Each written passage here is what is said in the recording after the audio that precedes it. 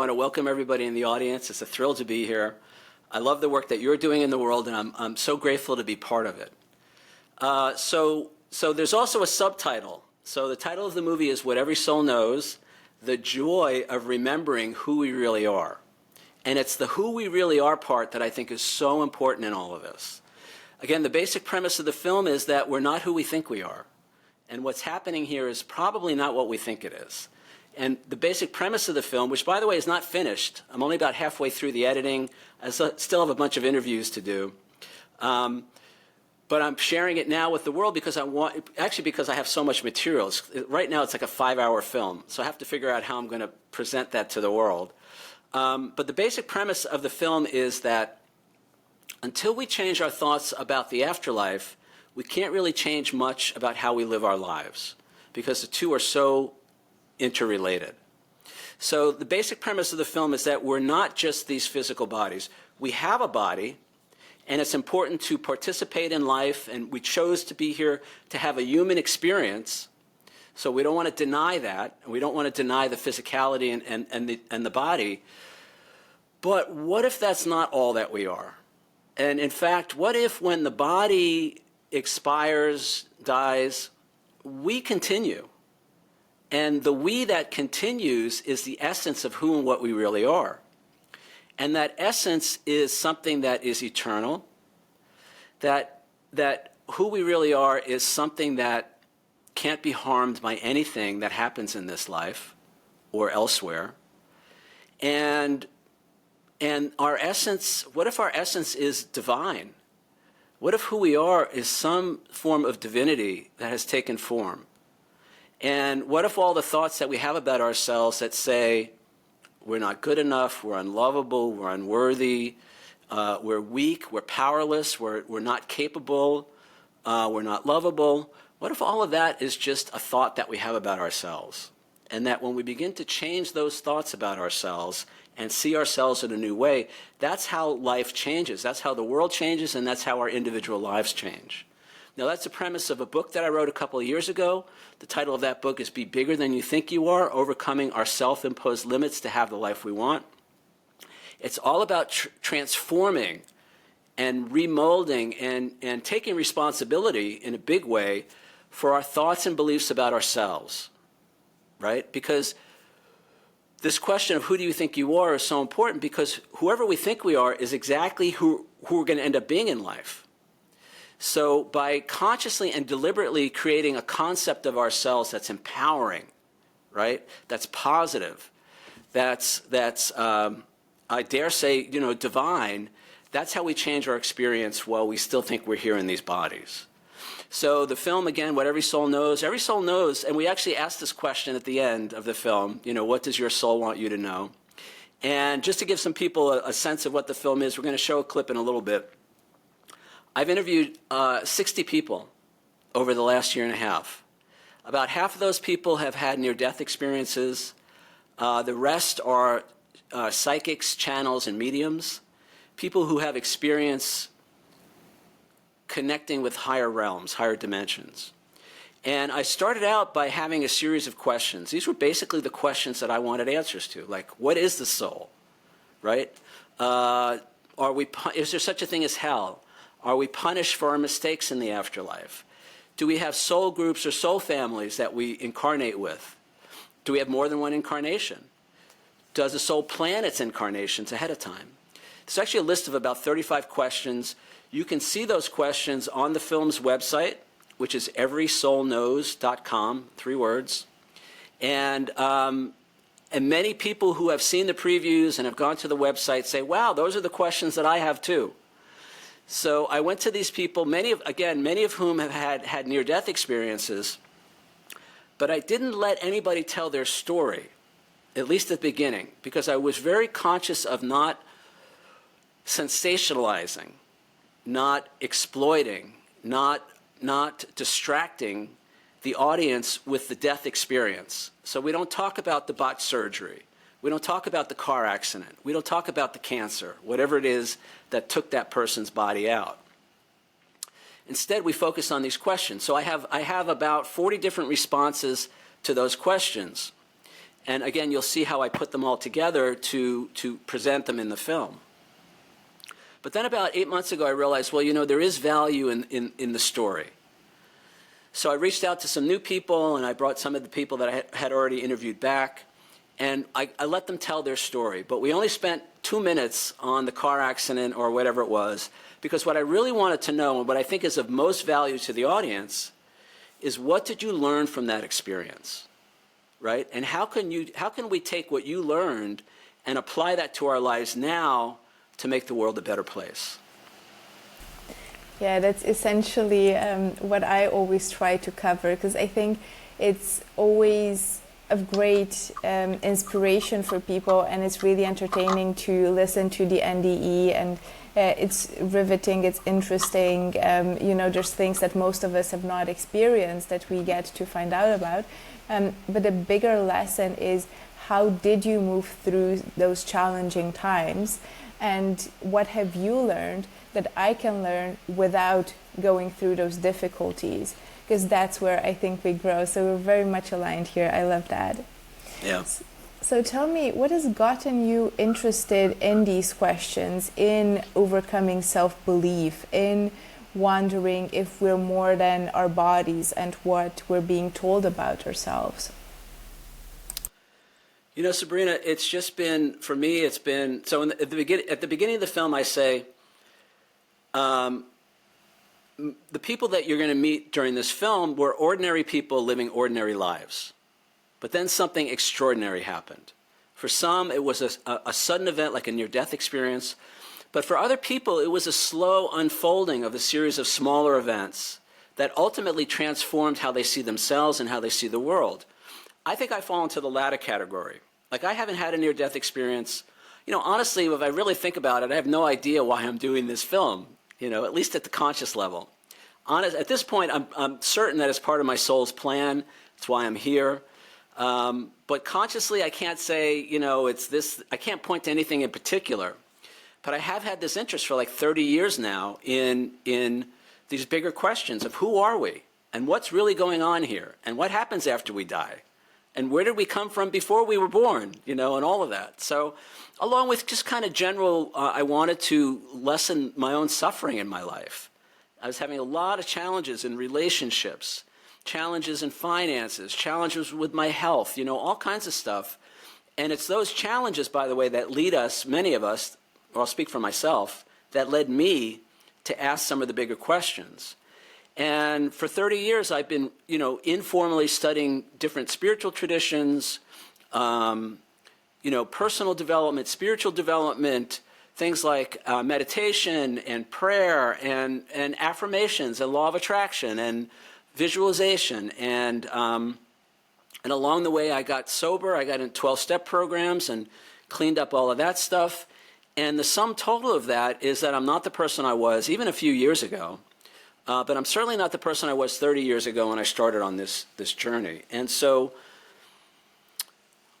I can't point to any specific thing other than there's nothing else that I'd rather do, right? I devote all my time to this. I mean, I'm listening to some new material now that I've never heard before, spiritual material, and I go through like 4 or 5 books a month, YouTube videos, probably 6 days a week, with different people, talking about their spiritually transformative experiences. I went to the IONS conference this year. IONS is the International Association for Near-Death Studies. Great organization. I'm going to give a shout out to them, ions.org, IANDS.org. They've been a real friend of the project, of the film, and I actually screened. They gave me a 2-hour time slot at the conference this year to screen the film, preview of the film. Beautiful, beautiful people, and about 20 people from the film were actually at the conference, so we brought everybody up on stage and we did a little Q&A. And these are my people, like I said, I've never had a near-death experience, but I love every one of these people, and I feel like I know them, it's that soul recognition. And so I feel like I'm in the right place. Now, there's been a lot of challenges along the way. As I said, the film isn't done. I'm financing the whole film myself. I have no idea how I'm going to get my money back. But I'm just trusting that it's all going to unfold and it's all going to work out.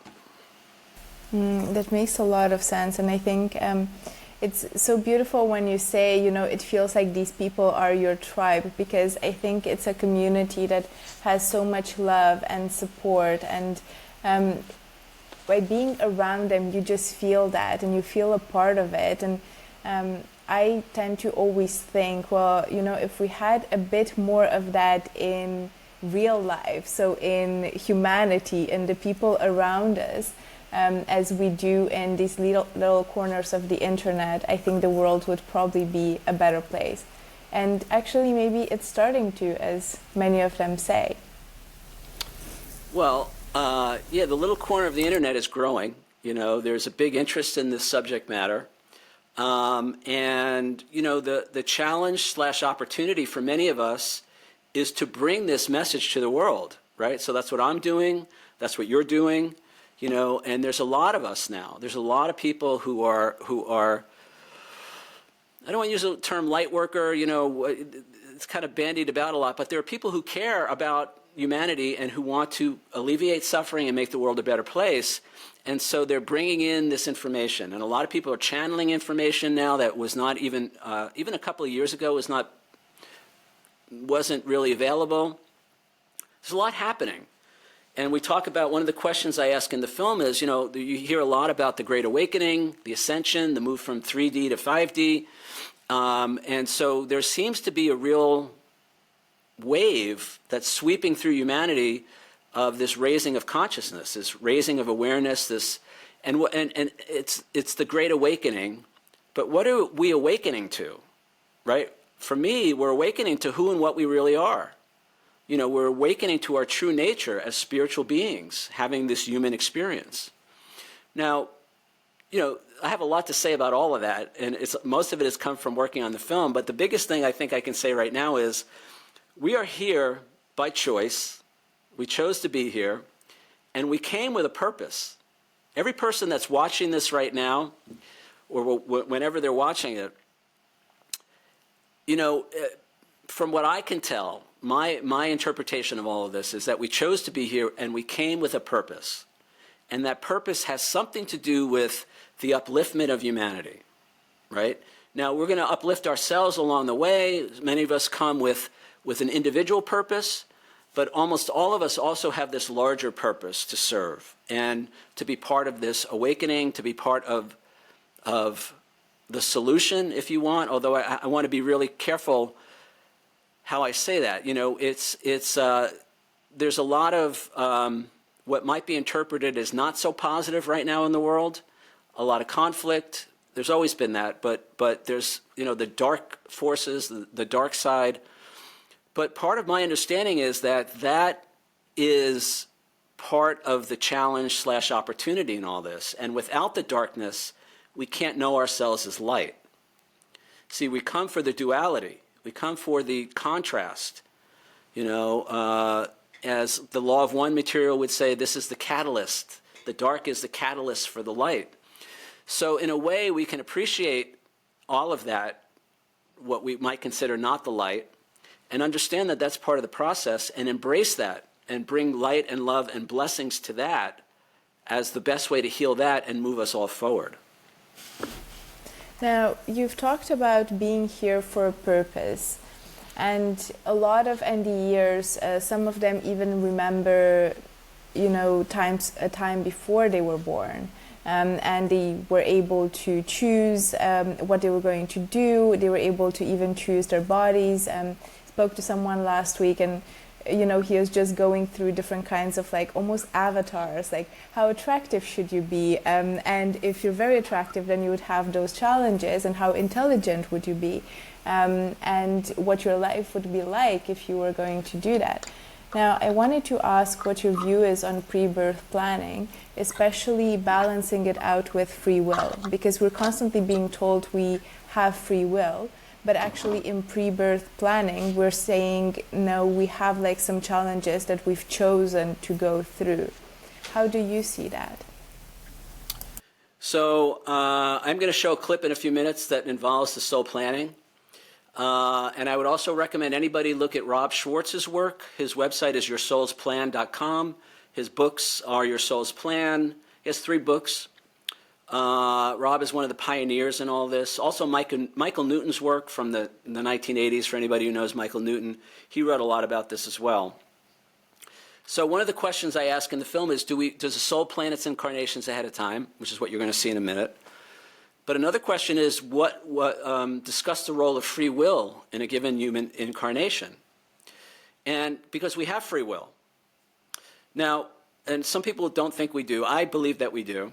But let's start with the basic premise that we also chose the plan. The plan is not forced on anybody. So we started our free will in the pre-birth planning stage, right? So that's our soul making certain choices.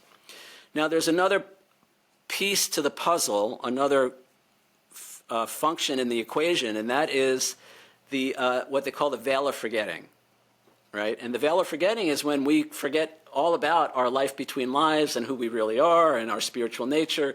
All of that is wiped from our conscious mind. And we're kind of thrust into this world, and that's where you get people saying, well, I would have never chosen this, or I'm not coming back. Now, I want to be really, really clear about this, and we talk about this again in the film.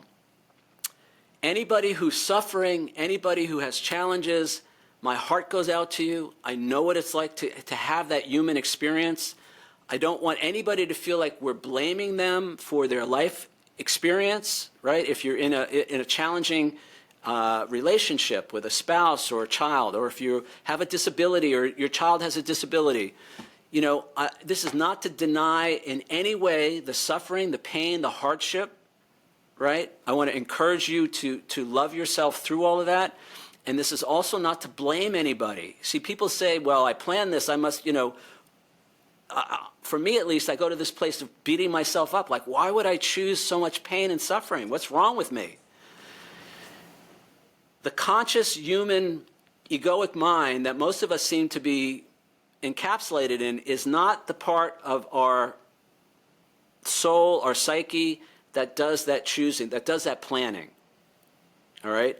The part of us that's making planning these incarnations is a much higher place. All right? Much broader awareness, much broader consciousness, is not bound by time, knows the timelines of everybody involved.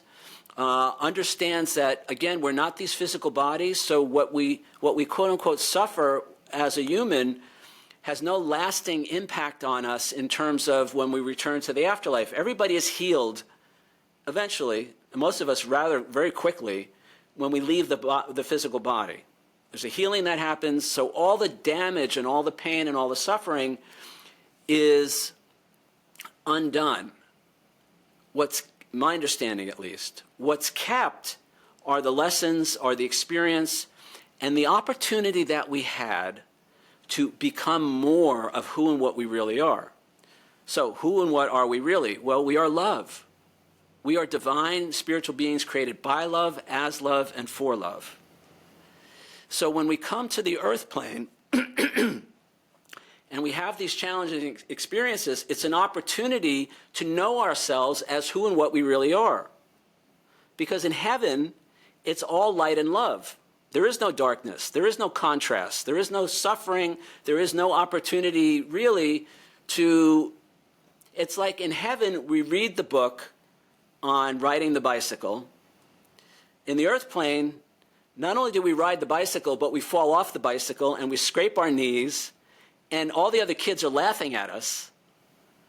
That's the difference between heaven and here. It's like we come here to have this experience because it's in that moment, and we need the veil of forgetting. We can talk more about this later, but we need the veil of forgetting to make the experience meaningful and to make our choices pure. All right? Because if we remembered who and what we really are from the get-go, then it would be like taking the final exam and knowing all the answers on the exam. It would be kind of fun maybe for the first 2 or 3 times, but eventually it would render that experience meaningless. There would be no point in it. There would be no purpose to it. So it's by forgetting that we give ourselves the opportunity to know who and what we really are. And the subtitle, again, the subtitle of the film is The Joy of Remembering Who We Really Are. My understanding is at the moment that we remember who we really are in this life experience is the greatest joy that the soul can know. And I would submit that anything that we experience in this life short of that is not true happiness, it's not true joy, all right? There's nothing wrong, there's nothing wrong with enjoying your life, but, it's going to end. That joy is temporal, right? So at some point, that joy is going to end. But what I'm talking about is this knowing, this awareness, this beingness of pure joy, pure light, pure love. And the moment the moment we remember that as a human, it changes everything. And then I think for me, that's what enlightenment is. The great masters who've walked this planet have come from that place of joy and peace. And for me at least, I believe that only comes from knowing and really believing and knowing and embracing who we really are. That makes a lot of sense. But if we say that, we're all love and we are here for love, and that's what we need to remember, then I'm also thinking, well, some of us are maybe a bit less loving than others, right? Some of us are in need of power. Some of us would prioritize our own well-being over that of other people. There's so much conflict going on. There's so many people that have a seemingly destructive agenda. How do you reconcile, us all being made of love and for love with people that essentially do bad things? So there's a great line from Conversations with God, Neale Donald Walsch, the series of books. It may or may not be familiar, but it's also something that I embrace in my book. Chapter 7 of my book is about forgiveness, and that seems to be one of the big life lessons that I've had, soul lessons in this lifetime, is forgiveness. I actually did a TEDx talk on forgiveness, and so what we're talking about here is, why does anybody do anything harmful and to another person or themselves? So I study A Course in Miracles. I've been studying the Course for 30 years. A Course in Miracles says you're only capable of two emotions, love or fear. And this is a great polarity of this physical experience. This is the dark and the light, love and fear, good and evil, however you want to characterize it. And so the first thing to understand is that's part of the price of admission here. We signed up for that. We can't know ourselves as light unless there's darkness. We can't know ourselves as good unless there's evil. So in a way, the people who, now this is always misconstrued. I got to be really careful how I say this. I'm not even going to say it. So when somebody does evil, okay, there's a few things to keep in mind. Number one, they've forgotten who and what they really are. In my opinion, and I talk about this in my book, and this comes from 12-step, working 12-step programs and all of that, where they say hurt people hurt people. All right? So if I'm doing something destructive to myself or others, I can't really be in a very good place, right? Because I don't think the natural tendency of a normal, healthy person is to harm other people or themselves. So we immediately have this imbalance. There's something going on with that person. And, Jesus said, forgive them for they know not what they do. And Neale Donald Walsch, he says, nobody does anything inappropriate given their model of the universe. In my book, I say that if I saw the world the way they see the world, and if I saw myself the way they see themselves, then I would probably be doing the exact same thing they're doing, which makes me the same as them. Now, I've got to qualify this immediately and say we're not condoning other people's harmful behavior, we're not condoning other people's inappropriate behavior, and loving another doesn't mean we stop loving ourselves. In fact, we have to love ourselves first. Part of that, and this is chapter 7 in my book, which is on forgiveness, one of the biggest sections in that chapter is boundaries, healthy boundaries, all right? Boundaries are the way that we take care of ourselves in this life, in this world.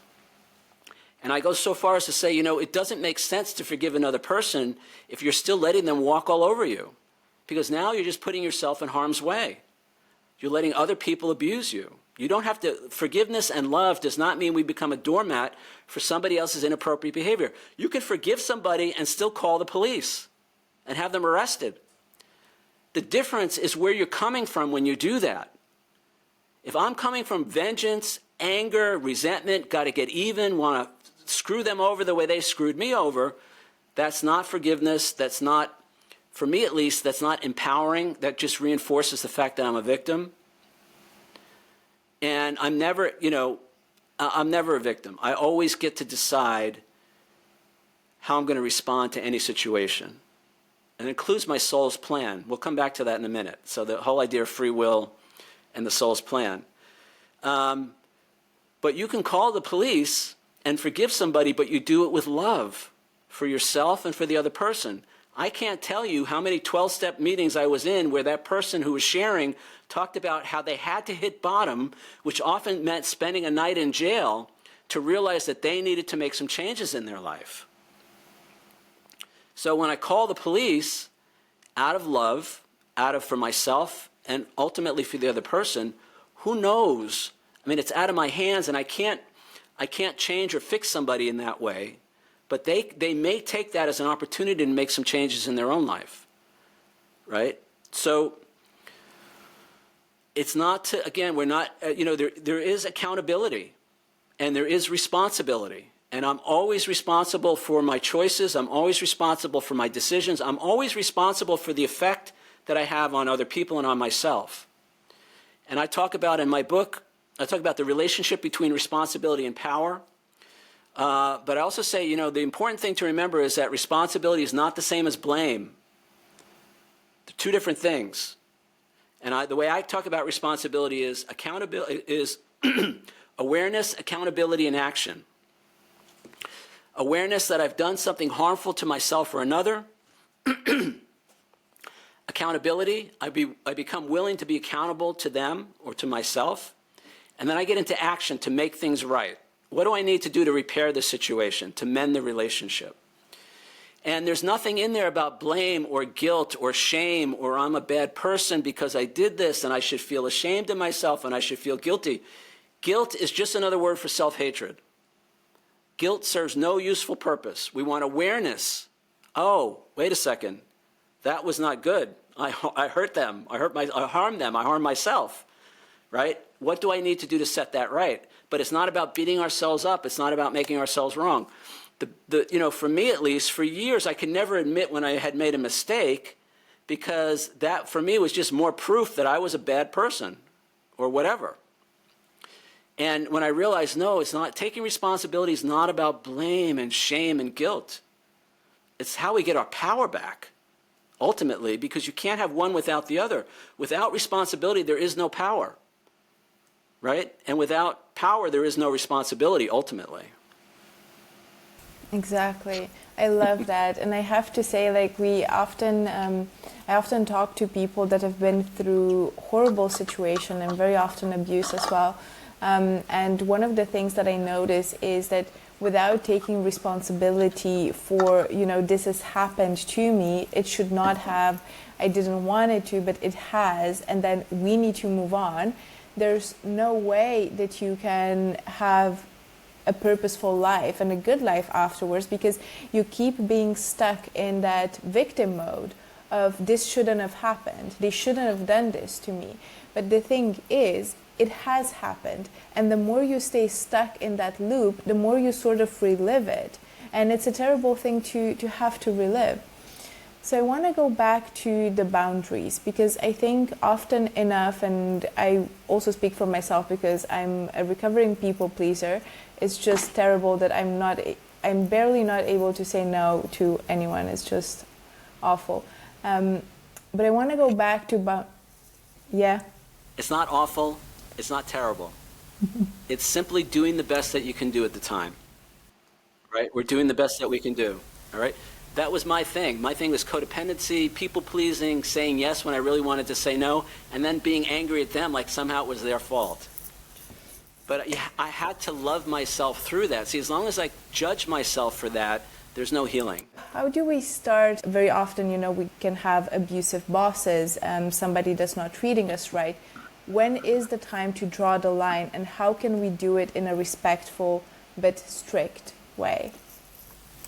So again, I mean, there's so much we could say about this. So we can do a whole hour podcast on just boundaries. I lay it out pretty well in my book, and there's a woman who writes a lot about codependency. Her name is Pia Melody. Pia's books are Facing Codependence and Facing Love Addiction, I think. And she talks a lot about healthy boundaries. I mean, there's a lot out there on boundaries. A couple of things I would say. So the first thing is, we're taking responsibility for our part in the situation, right? So if I have an abusive client or boss or spouse or whatever, I'm not taking responsibility for what they're doing, but I'm taking responsibility for whatever I did to put myself in that situation and not do to take myself out of that situation. That's my part. That's my responsibility.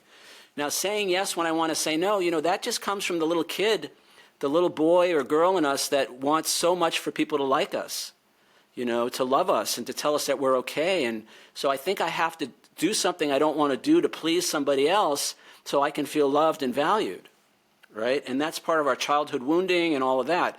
So what I want to say is the best place to start with all of that is to have compassion for that part of us, that we were so wounded as a child that we have to compromise what's important to us, our values, to try and get love back from another person. Now, the next step in that is to learn that it's self-love. That's the antidote to all of this. Because when I love myself enough, I don't have to go to somebody else to try and please them, to get them to acknowledge me or esteem me or approve of me. So how do I love myself enough that I don't need somebody else's approval or somebody else's whatever to feel good about myself? And that's knowing, again, codependency has been a big, big challenge in my life, recognizing that I have to decide for myself that I'm valuable, that I'm worthy, that I'm important. As long as I'm relying on anything from the outside world for that, I'll never win and I'll never feel it. And I've gotten a lot of love and approval. And then when it stopped, I was like, well, that's it. Isn't that supposed to heal me and cure me and now I'll be great forever? But I didn't have the love for myself, and it's still a big challenge. This is 30 years later, and I've done all kinds of therapy and workshops, and I've read books and written books and the whole thing. I'm still picking up that mirror in the morning and looking in the mirror and saying, I love you, I value you, you're important to me. I'm still doing the affirmations. I'm still, there's a great book, Love Yourself Like Your Life Depends on It. And Anita Moorjani's story, Anita's in the film, she talks about self-love as the lack of self-love and people-pleasing and saying yes when she wanted to say no. She talks about that was a big cause of her illness that led her to the point of, how sick she got because she was denying herself and denying her love for herself. I totally relate to that. Now, let's just talk about resentment for a minute. Okay, resentment, really powerful emotion. It's a passive form of anger. And for me, what I realize now is resentment means only one thing, all right? I have not done what I needed to do to take care of myself in a given situation, and now I'm blaming somebody else for that. And the anger that I think I feel towards them is really misdirected anger that I feel towards myself. So when I say yes to something that I really want to say no to, and then blame them for it, that's insanity. It's like, it's not their fault, It's my own, whatever it is, codependency, it's my own immaturity, it's my own dysfunction. So resentment is always a good tip-off. So you want to talk about boundaries. So healthy boundaries for me in a situation like that is, if I really don't want to do something, but I value the relationship, one of the things that I've had to learn, especially in relationships, is that adults negotiate. Right? So if there's something that I would like to see happen in the relationship and there's something that the other person would like to see happen, we try to negotiate and meet at middle ground. I can do this but not this. You'll do this but not that. We find a way to negotiate. And if we can have a quote-unquote meeting of the minds, an agreement, and then we live by that. We do our best to live by that. But I have to know what's important to me. See, this used to come up a lot with clients. So I worked for many years as an entertainment attorney in Los Angeles, and then I worked equally long as a photographer. So I'm dealing with clients, right? And eventually I learned this is a primary boundary. So what I learned was, if somebody needs me to do something for them, right? They're hiring me to do something. I never ask them when they need it. I never say, when do you need this by? I tell them when I can get to it. I give them the date. Because the minute I ask them, now I'm living under their deadline, right? And that can easily throw my world into chaos. And now I get anxious, I promise this, and I gotta, and so when I tell them when I can do it, I always put a couple extra days in there, and then I get done early, and I look like a hero. And they're happy, and I'm happy. Because I haven't succumbed to their agenda, their calendar, so I don't have to be angry and resentful. I took care of myself. But it's in that moment, at the beginning of the relationship. So another thing is compensation, getting paid for my time and all of that. I really have to know how much I'm worth. I have to know how much work is involved, right? And then I have to call somebody else who's not me and say, this is what I'm thinking of charging. And they'll say, no, you got to charge 50% more. See, there's a lot that we can do to take care of ourselves, which is our responsibility. As a codependent, I want everybody else to take care of me. So I don't have to think about how much money I need to make or how many hours I'm going to work or when I'm going to schedule this. I want them to do that for me. But that's not an adult. That's a little kid. That's the mind of a 5-year-old who wants somebody to take care of them. As an adult, that's my job. I got to take care of myself. And I often tell them, I say, if they say, well, I really need it by such and such a date. If I know I can't do that, I say, look, I can't do my best work when there's a time pressure like that. I just can't do it. And I'll be cutting you short, and I'll be cutting myself short. Maybe you should find somebody else, right? You have to be willing to step away, right? Nobody has ever stepped away. They always said, okay, well, we'll go with your date or whatever. But you have to, we have to be willing to stand up for ourselves. We have to be willing to take care of ourselves. That's our primary job. Because if I haven't, again, resentment means only one thing. I haven't done what I needed to do to take care of myself, and now I'm blaming them for that. So knowing that now, going in, like I never agree to anything on the spot. I just say, I got to think about this. I'll get back to you. Give me a day. Give me 2 days. There's a lot of different things that we can do in terms of boundaries. Now, in the U.S., we just had a big holiday. We have more holidays coming up. Another place to work on boundaries is with family, or people that we love, and again, you got to read my book. It's all in there, but there are 5 primary boundaries that I use to take care of myself, and a couple of important things, two important things about boundaries, and then we can get back to the film. The first thing is walls are not boundaries per se. Boundaries are permeable. We let information in. We consider things. We don't close ourselves off to other people's perspective or other people's point of view. Look, if somebody's coming at you with a knife, yes, a wall is appropriate. Get out of there as quickly as you can, call the police, whatever you need to do. But if you're in a relationship, especially an ongoing relationship with somebody, we want to be open, we want to be receptive, we want to consider things, we want to mull over things, we let information in. But primarily, boundaries protect us and they contain us. It works both ways, because sometimes I've been the inappropriate one in a relationship where I've overstepped their boundaries, right? So healthy boundaries keep other people safe, keep us safe. And again, for me, the boundaries are the primary way that we take care of ourselves in our relationships. Second thing, though, that I want to say about boundaries, and this I had to learn the hard way, and I give a very detailed example in my book. This is the biggest lesson when it comes to boundaries. My boundaries are for me. They're not for the other person.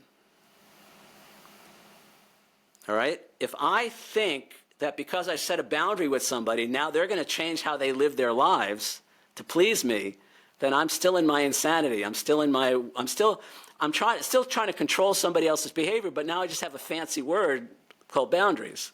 But ultimately, what I'm trying to do is control them, have them be other than what they are. So if I have, let's say, so one of the things that came up for me a lot with this one client when I was still practicing law back in the day, I worked for myself, I worked from home, and this guy would call me late at night and tell me all his problems. And I had such a codependent relationship with him, and he was my biggest client at that time, and so financially there was a lot at stake. But beyond that, I just felt like I have to succumb to his wishes. I got to be on the phone all night listening to him talk about his problems. Now, for a while, it wasn't so bad because I would charge, by the hour for that and all of that. But even then, after a while, it just became, you know what, this is just not healthy. This is not good. So I had to set a boundary and say, let's call him Stan. Say, Stan, look, you're a valuable client. I enjoy our relationship. I want to be of service to you. But, I'm trying to separate my work life and my personal life, so it would be really helpful for me if you called before 7 p.m. or whatever it was. And we had this discussion. He's like, oh, yeah, sure, I understand, no problem. A couple of weeks later, the phone rings, right? Now, this is so long ago. It's before we even had caller ID on the phone, so we didn't know who was calling, right? I answered the phone. It's Stan. First thing he says is, I know I'm not supposed to call. It's like 9 o'clock at night. I know I'm not supposed to call after 7, but this is really important. And he launches. I was like dumbfounded. I didn't know what to say. Right? I thought we had this conversation. I thought it was clear. I thought he agreed. He agreed to it. So I sat there for like 45 minutes, and he was telling me about something that was not at all important, that could have easily waited till the next day during normal business hours, right? I was fuming. I was out of my mind, right? But I'm like, okay, this is a one-off thing. I don't have to make a big deal out of it, whatever.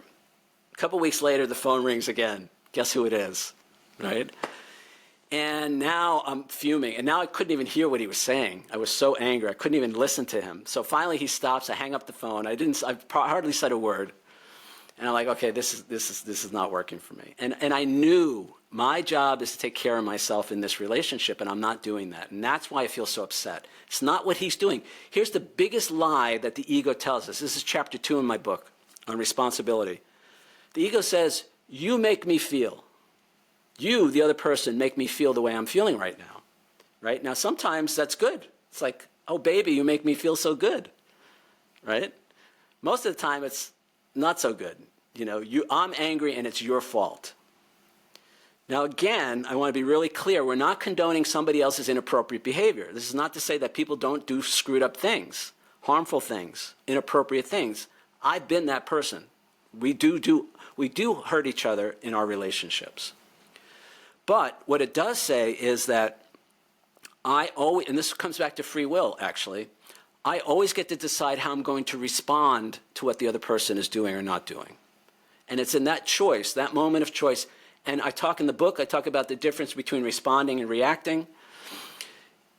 Responding is responsibility, respondability, the ability to respond. I'm choosing in that moment how I'm going to respond to what this person is doing. But I'm not going to blame them for how I feel, because then I'm giving my power away. If I say you make me feel so angry, then all of a sudden I have to wait for you to be different so I'm not angry anymore. Good luck with that. Right? So anyway, let me finish up the story with Stan real quick. So he calls again. This is a couple weeks later he calls, and I'm like, all right, I got to say something, right? So I say, Stan, he says, hi, I have something really important, whatever. I say, Stan, hold on a second. I said, I told you a few weeks ago that I'm trying to separate my personal life from my work life. You said you understood. I asked you not to call after 7 p.m. It's 9:45. I said, I'm going to get off the phone. And I said, if this is an emergency, call 911, which in the U.S., if you dial 911, you get a police or emergency. And I said, otherwise, I'm going to get off the phone, and I'll talk to you tomorrow during normal business hours. My heart was pounding. I thought I was going to die, right, as I was saying this, but I had to say it. There was a silence. The phone was just silent. And I thought, this is it. My biggest client, he's gone. So finally he says, okay, I'll call you tomorrow. Have a good night. And he hangs up, right? Now, at first, I couldn't put the phone down. I was like, I couldn't believe that he had that he hung up the phone. I was listening, maybe he's still there. Then I hang up the phone, and first I'm elated. I'm like, oh my God, I did it. I stood up for myself. I kept my boundary. My boundaries are for me. They're not for the other person. If I don't want to talk to a client after 7 p.m., then I get off the phone when they call after 7 p.m. I don't wait for them to say, oh, Peter doesn't want to take calls after 7. He was testing me. Then I had all this feeling of guilt. You know, like, oh my, because this is the codependent in me. It's like, oh my God, I'm his lawyer. I'm supposed to take care of him. I'm supposed to fix him and fix his life. So I went through that, but eventually that moment changed everything for me. That was the beginning of a whole new, my work life, you know, everything changed after that moment. And I had to walk through that fear. And I had to set that boundary and respect my own boundary for the boundary to be effective. And everything changed after that. And eventually that relationship ended, but it ended with gratitude, not resentment. And that's the way I know if I've learned the lesson from that situation, I have a feeling of gratitude rather than resentment. That's how I know. So I don't remember what your question was, but there you go. Something about boundaries. You definitely answered it, and I definitely love it because it does. I think it's very difficult for some of us to set boundaries, but it's so important because, as you say, resentment is just misdirected anger, and the other person is not at fault for us feeling resentment. So, I think, you know, it corrodes the relationship just as much when we resent them for the things that we don't want to do, but we end up doing them. So there needs to be a healthy, loving way of just saying, hey, this is not all right for me. And you're going to want to get my book, Sabrina. I really go into detail. I totally relate to what you're saying, and that's how I live my life most of my life. So, and that's the challenge. But it really does come down to self-love, self-acceptance, where I don't need another person to approve of me to feel okay about myself, you know. And sometimes, and it's just, you know, it's also about honesty and integrity in the relationship. If I can't tell you how I really feel about a situation, now again, this is a fine line actually. So I can't dump my feelings, especially if they're negative, onto somebody else because it's not their fault that I feel the way I feel. But if I can present it in a way where I take responsibility for my part and say, look, you know, that just doesn't work for me. I don't feel comfortable with that. I don't like when we do that. I don't like not doing this, you know, something like that, and let them decide what's going to work for them. Then we become the adults and we negotiate, you know. And if there's love at the basis of that relationship, we'll find a way to make it work for both parties. Absolutely. Now, I wanted to come a bit back to what we're here for, what the soul is here for, and what we all know. And you've mentioned earlier that we need the veil of forgetting. And I have to say, often enough, I struggle to think of whether do I see it as a blessing, the fact that we're forgetting everything else, every other incarnation, the purpose that we're here for, what our soul really is. Do I see it as a blessing, or do I see it as something that is holding us back to getting to our purpose a bit faster? So what is your view on the veil of forgetting, and why do you think we need it? Well, again, this is a direct question from the film. So my sense of it is this. Well, I kind of said it earlier. The veil is what makes this experience meaningful. So let's say you're going to a movie. You know, you're going to go into the cinema. You're going to watch a film, and somebody tells you the end of the film or whatever, and so you know going in, you know what to expect. You know how it's going to end. You know what happens. It's kind of like, it's almost like, why did I bother to come, you know, to the movie? It's like, it's not a perfect analogy, but there is something about the not knowing that allows this experience to be meaningful. And it also allows our choices to be pure. You know, we're choosing in that moment, we're really, if one of the purposes that everybody shares in having the human experience is to learn how to love more, to experience themselves as unconditional love, to experience other people as love. You know, to make that choice purely, you know, it really seems to me that we can't have all that prior knowledge with us, because then we're not really choosing. Then it's like, oh, we just, you know, it's like, I know this is just a game. I don't like to call it a simulation. A lot of people call it a simulation. It's something that we've chosen. It's an experience that we've decided we want to have to help our souls grow. See, here's the thing. There's really nothing else to do. You know, eternity is a really long time, and to hang out in unconditional love forever, and not experience any contrast, eventually, again, I point people to Conversations with God. You know, those books, those series of books changed my life. 30 years later, I'm still reading them. I still go back to them. And he talks about, in the absence of that which is not, that which is not. Again, we can't know ourselves as light unless there's darkness. We can't know ourselves as love unless there's fear. We can't know ourselves as good unless there's evil. Right? So if we knew that evil doesn't really exist, if we knew that there is no darkness, then this would just become, and again, if you read the Law of One material, if your audience is familiar with the Law of One, they talk about that there are other universes or other timelines where there is no forgetting, and the result is there's very minimal growth. There's very minimal expansion. There's very minimal meaning to those incarnations, right? Because there's no challenge. There's no, we need the challenge to become more. Now again, we don't even have to become more, because in heaven we are everything. I'm just editing, again, Anita Morzani. If you don't know her story, she's been out there for years. Look it up. But one of the things she said was, one of the first things I experienced once I left my body was a sense of expansiveness. I just became one with everything, right? And it was this feeling of limitlessness, And if that's our true nature, there's no way, it's how do you become more? You already are everything, so there's nothing more to become. So you have to forget that you're everything. It sounds crazy, but I think to the soul it really makes a lot of sense, given that context. Look, why does somebody climb Mount Everest? It's for the challenge. Why do people bungee jump off a bridge? It's for the challenge, for the experience. Oh. So this is the clip from the film about the soul's planning, the pre-birth planning. And then there's a little thing. It's about 8.5 minutes.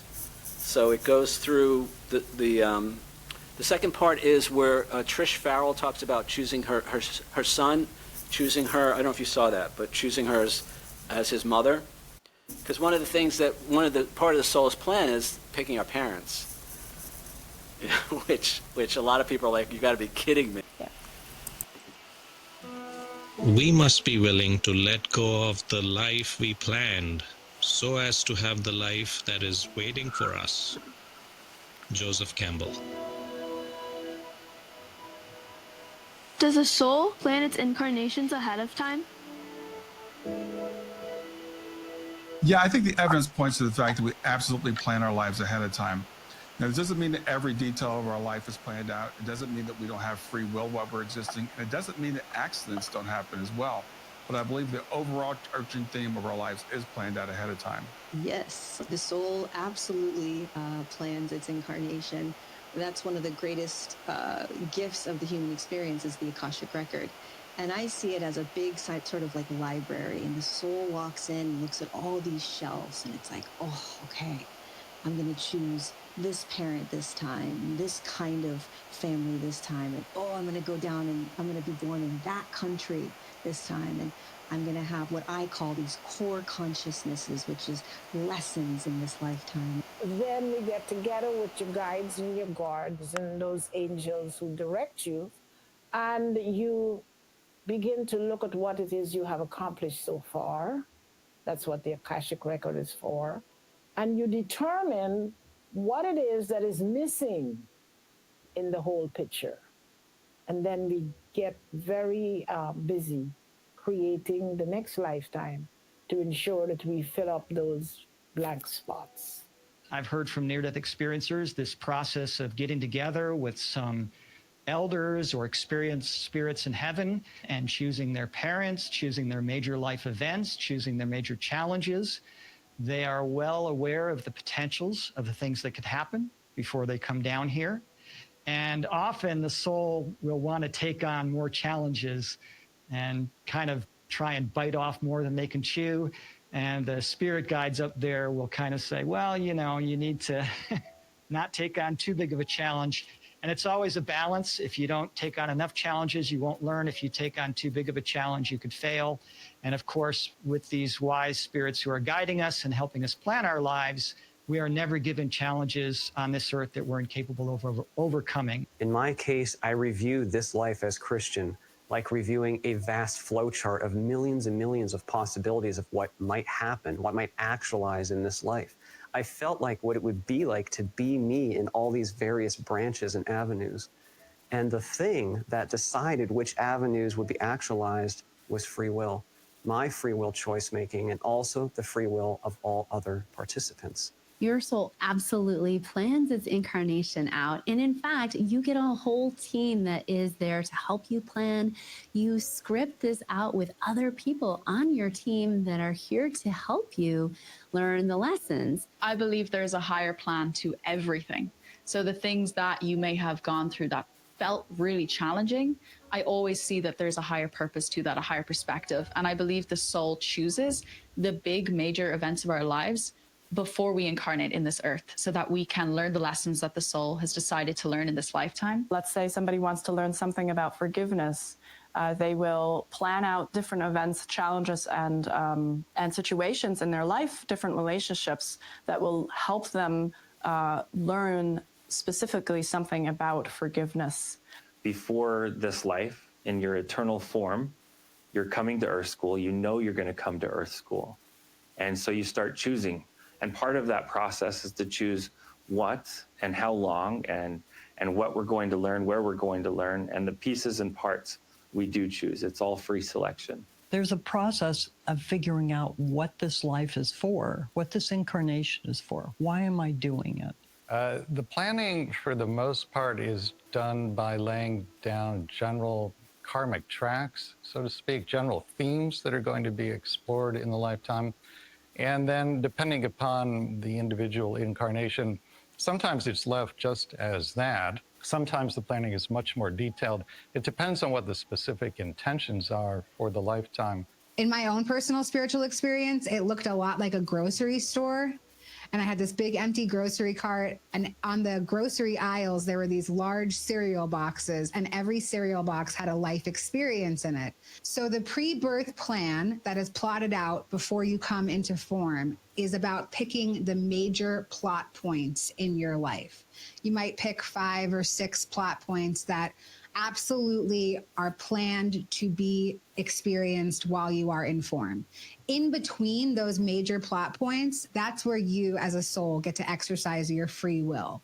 So we plan the families that we're born into. We most certainly pick our parents, and we pick them for different reasons. We also pick the partners that we experience many of our challenges and life's mission with. Not only do we pick our parents, we pick our children, if we have children. We pick our best friends, we pick our spouse, our significant others. We are totally in a place of choice. We often pick one parent, one specific parent that will help us with the specific things that we want to learn here and how we want to evolve our soul, and also with our purpose here on planet Earth. Not just our parents, we pick our whole family. We pick before we're born, and everybody that we encounter. When you pass a person on the street, that was a soul encounter that you planned.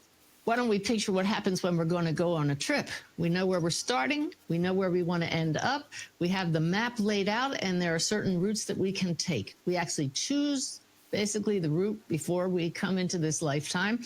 Every once in a while, because of our free will choices, we might get off and wander off the path a little bit, but that's why we have helpers in the spirit world, our guides and our loved ones on the other side, kind of gently nudge us, put thoughts in our heads, hey, you're getting off path here, you want to get back on track. And all of those things factor into how much we grow, how many opportunities we have to be the expression of love in human form, which is the whole reason we're here.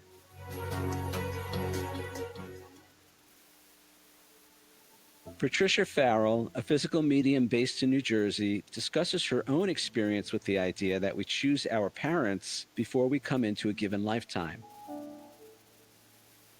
So when my son was about 6 years old, my younger son, I was putting him to bed and I said to him, you know, good night, honey. I love you. Angels watch over you. Have the most beautiful dreams.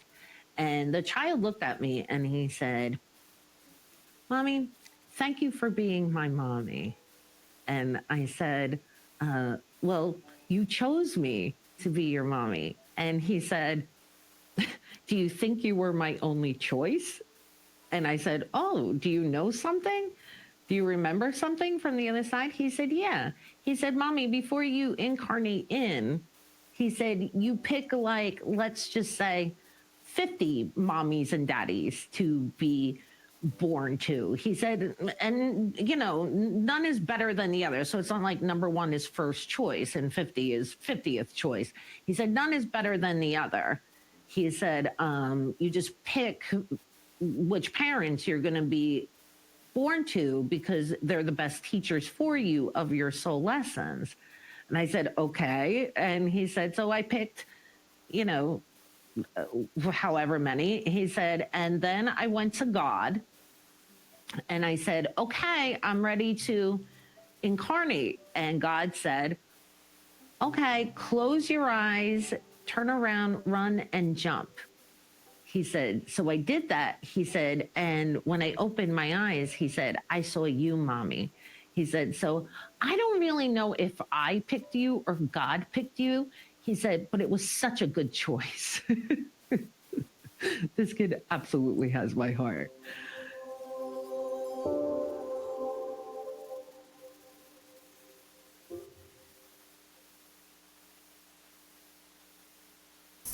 It's such a beautiful story, and it's so interesting to actually see that we're so in control of what we're experiencing, and that not just in control, but we've chosen those things, and we've chosen the families, and we've chosen the lessons that we need to learn.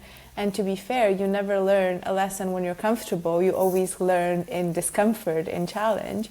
So it's definitely contrasting to see that when I know that many of us are thinking, there's no possible way I would have chosen disease. There's no possible way I would have chosen poverty. There's no possible way I would have chosen an abusive partner. What is your view on that? Oh. So I alluded to this earlier. So again, first things first, my heart goes out to anybody who's suffering in any way. This is not to blame you for that situation. It's not to make you feel bad, to feel guilty. None of that. All right. Second thing is, you got to remember, it's not us, the us that we know is who we are, that makes these plans or chooses these things. Right? It's our higher self. It's the part of us that is untouched in any lasting way by any of the trauma or the drama or the injury or the loss or the damage, right? So when we know who we really are, which is that we can't really be hurt or damaged by anyone or anything, it begins to change that experience. Now, there's a difference between pain and suffering, right? Pain is pain. Something hurts. How much we suffer as a result of that, I believe, in my opinion, really depends on our mindset and how we look at it, our perceptions and the stories that we tell ourselves about it. If I live in the New York City area, if I'm on the subway and somebody steps on my foot and then they turn around very quickly and apologize, I guarantee you it's going to hurt a lot less than if they don't turn around and apologize, or if they say, why did you put your foot under my foot, you idiot? So suffering is, it's relative, I don't know what the word is, but we have some control over that. So again, we get to choose, do I want to see myself as a victim? And again, we're not making excuses for other people's inappropriate or unloving behavior. We're not giving people a pass on any of that. And yet, I still have to decide, how am I going to respond to this? And who do I think I am? And do other people really have the... See, I've adopted this belief that seems to work for me most days, not every day, but when I can remember it. Nobody has the ability to hurt me unless I give them that power. And you could, that goes to the extreme. Now, again, there's no excuse for physical abuse or anything like that. No, we're not making excuses for that. And yet, at some level, we chose to have that experience. Otherwise, this is just an effed up world of random chance, and we're totally justified in just acting crazy and lashing out at everybody because, this is happening against my will, and I don't have any control over my life, and I'm powerless, and God must be a real a-hole to let this happen to me. So for anybody that has watched this clip and thought, wow, that's amazing, I would love to see more of that, what can we expect from the rest of the movie? And you've also mentioned that you're still working on it. So when can we expect a release date? That's a great question. I've been showing previews just because I have to get it out, and get some kind of response to it. So I'm hoping, so here's the plan right now. I'm hoping to have it finished by the spring of next year, March, April. The question is, what do I do after that? And part of the thing that I'm thinking is I want to take it on the road. So I actually did a screening a couple of weeks ago in Ireland, in Athlone, Ireland, which was great. I did a screening here in the U.S. in Phoenix. I'm going to do another screening in the New York area next month. And I love watching the film with an audience and having them respond to it. I mean, I watch them while they're watching the film because I've been working on this film for a year and a half. It's basically been living in my laptop and in my head. Very few people have seen it. So it's very helpful for me to see the audience's response, but it's also really powerful to talk to them after. Like in Ireland, we had a Q&A afterwards, and half the audience stuck around to ask questions and chat. So many people seem to be so hungry for this information. Now, let me mention this. So and then eventually, maybe by next summer, it'll be widely available online and all of that. We'll see. But you don't have to wait until next year. So one of the things that's been really important for me is to make everybody's full interview available. And so there's 60 people that I've interviewed. I didn't cut anybody out. So this is a big thing for me. I didn't want to cut anybody out of the film. Because a lot of them had to come to me here in New Jersey. They had to pay their own travel, their own expenses and all that to come to be part of this. So because they honored me, I want to honor them. So everybody's in the film. But most of the interviews run for an hour to an hour and a half. And I can only, even in a 2.5 hour film, I can only give every person 4 or 5 minutes, 6 minutes, something like that. So in order to honor them, so their voices can be heard, their full interview is available today, right now, on the film website, which is, again, everysoulknows.com, and also on the film YouTube channel, which is at What Every Soul Knows. You can watch the entire interview for everybody. There's 54 up there right now. And uninterrupted. I even cut the ads out. So there's no mid-roll ads. You can watch from beginning to end with no ads. And this is important to me because, number one, I want to honor the people that honored me so their voices are heard. But also I wanted to create a resource for people who are hungry for this information, who want to know more. And so it's all there. It's a complete resource library as far as I'm concerned. Many of the people you've seen before, but a lot of the people you haven't seen before.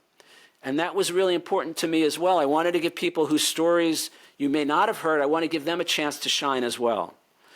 So all of that stuff is available on the website, on the YouTube channel. And the best part, Sabrina, so far for me of this whole thing has been every morning I wake up and there are notifications in my inbox of people leaving comments on the videos.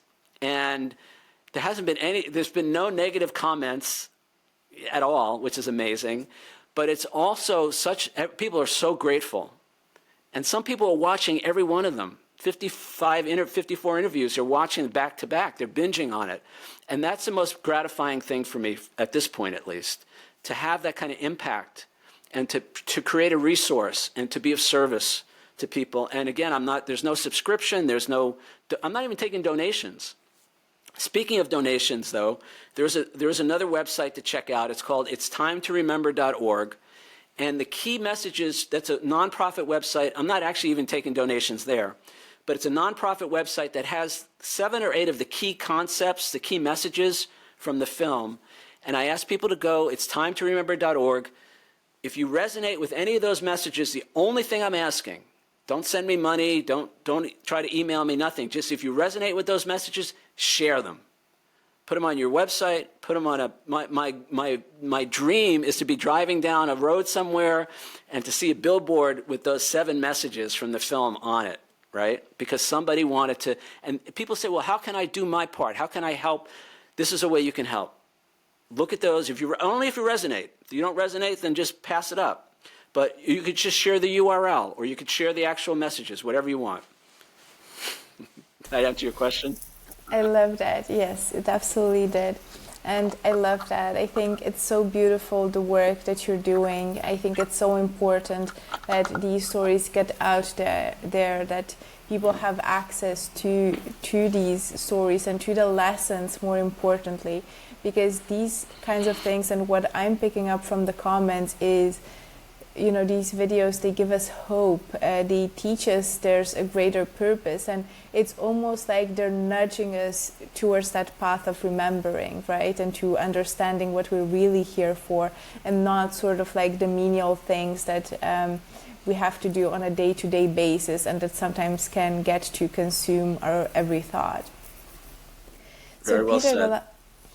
The last question I want to ask you is, how have you changed since starting to work on this movie? How have you become a different person?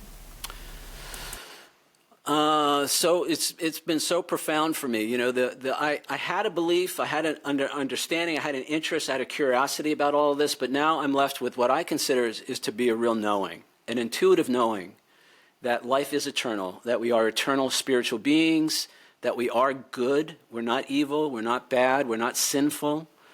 We do all kinds of crazy things because we've forgotten who and what we are, and because we're afraid. But at our core, we're not that evil, sinful, unlovable beingness that most of us, that many of us, or that I think I am.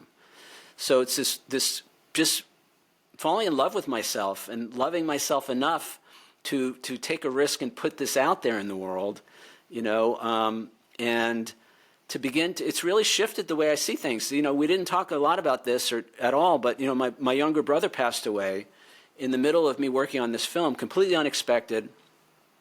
And I do want to say this real quick. So for anybody who's lost somebody, you know, first of all, again, my heart goes out to you. You know, I now know what that pain is like. You know, this was the most, I had so much grief, so much sadness.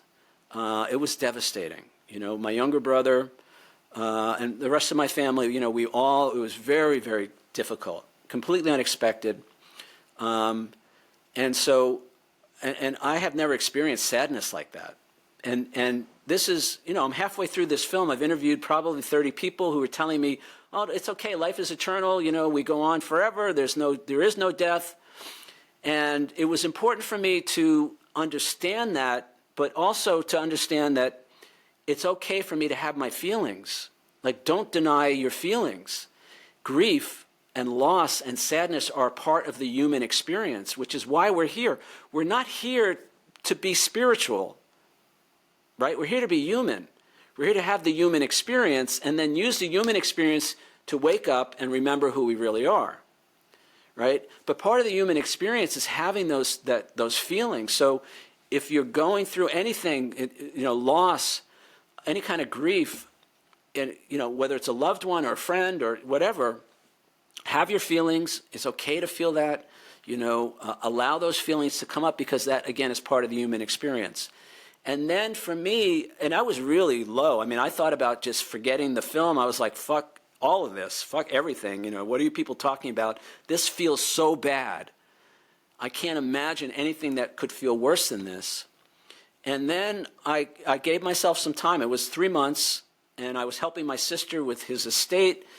So I was there for her. She took it even harder, you know, and eventually I came back to the material. I started watching some of the interviews I had done, and it shifted me. You know, it was this film that pulled me out of that grief, you know, and so I only hope that it can do that for somebody else who's suffering, you know. Don't deny your feelings, you know, nothing in this film should be construed as saying you shouldn't feel the way you feel. It's not the message at all. And maybe there is hope. Maybe there is another way to look at this. Maybe there is. And half the people I interviewed are mediums. And my brother came through several times. In fact, I was with a medium when my sister called me to tell me that he had passed. And she told me, she said, I wasn't going to answer my phone. She said, you should really answer your phone. It's important. And then she said immediately she got a reading on him, and he's come through several other times now. And now I'm almost laughing because I'm dedicating the film to him. And he was a really hardcore New Yorker. I don't think he believed in the afterlife, right? And now he has a film that's dedicated to him all about the afterlife, So I'm almost laughing now about the whole thing. And I know he's with me. I know he's part of this. I actually believe that his death was part of my process, my plan, part of his plan. He's also, part of the way I'm financing the film is through some of the money from his estate, So he's playing a part in all of this. And so I have peace about it now. But it was tough, man. That was the hardest thing I ever had to deal with in my life, So if you've had, again, broken record here, but feel your feelings and trust that you can move through that. And there is something on the other side for you. Absolutely. Peter, I want to thank you so much for being here today, for sharing your story with us, and for sharing everything you've learned in making this movie. I think it's an incredible piece of work. I think it's so important that you've done this work and that you're making it available to everybody. So I would encourage everyone to check out the links below to see the interviews and all of your links as well.